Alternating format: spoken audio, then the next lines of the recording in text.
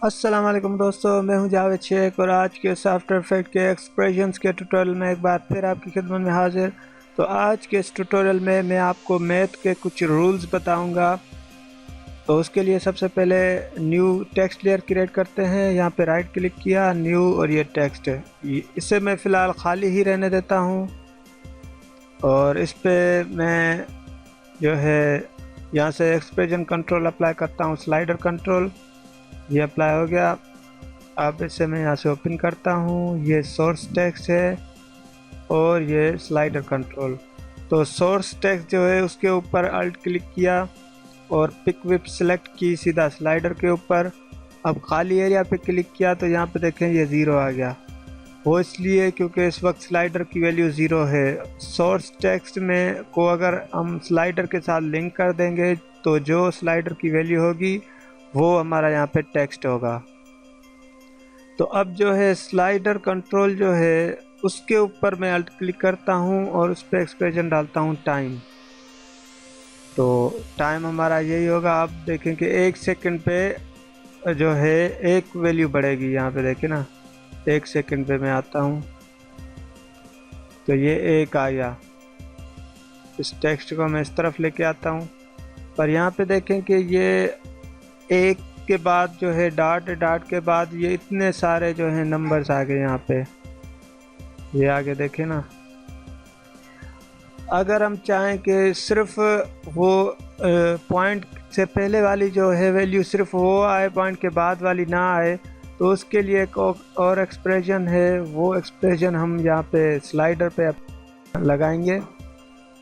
तो इसको सिलेक्ट करके मैं 2 मरतबा ई प्रेस करता हूँ तो सिर्फ एक्सप्रेशंस आ गए हमारे।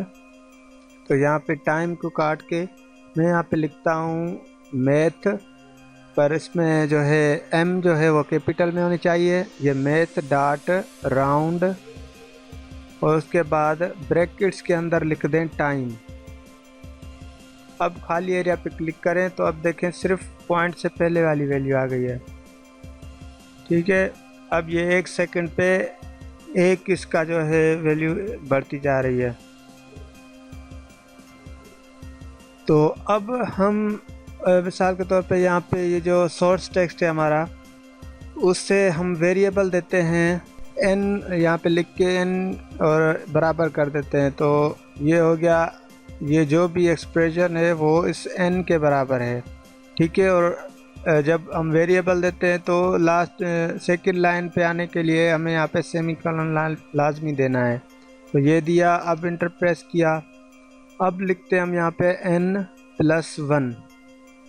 तो n हो गई इस स्लाइडर की वैल्यू और +1 कर दिया हमने। तो अब यहाँ पे देखें कि स्लाइडर की वैल्यू है 0 और यहाँ पे 1 लिखा हुआ है। वो इसलिए कि स्लाइडर की वैल्यू है n और हमने कर दिया +1, तो इस वजह से यहाँ पे 1 आ रहा है।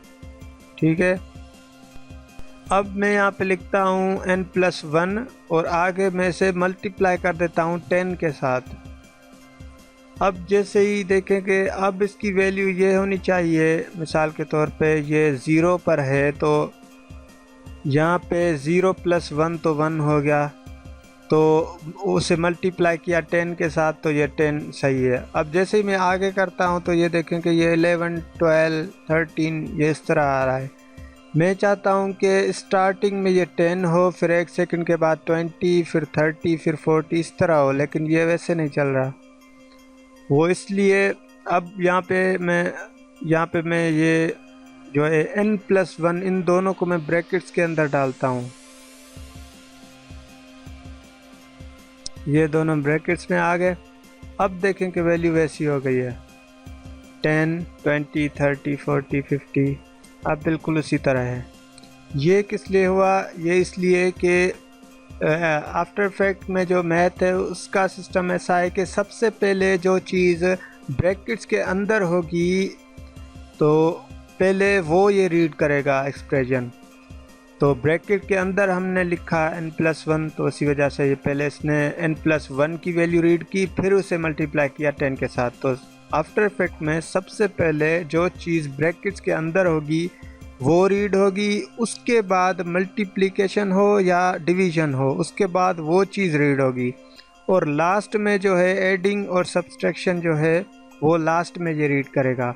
तो जैसा कि पहले हमने ब्रैकेट्स के बगैर हमने यहाँ पे लिखा था कि n+1, तो एडिंग जो है वो पहले आ गई थी और फिर मल्टीप्लिकेशन आई थी, तो इसी वजह से ये ठीक से रीड नहीं कर पा रहा था, कैलकुलेट नहीं कर पा रहा था।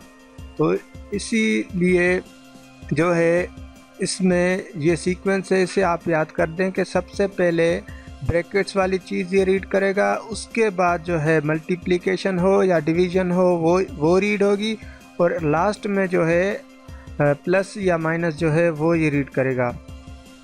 ओके गाइस, तो ये था मैथ का रूल, और इसे आप याद कर लें अच्छी तरह से, वरना आगे चल के आपको मुश्किलात का सामना करना पड़ सकता है।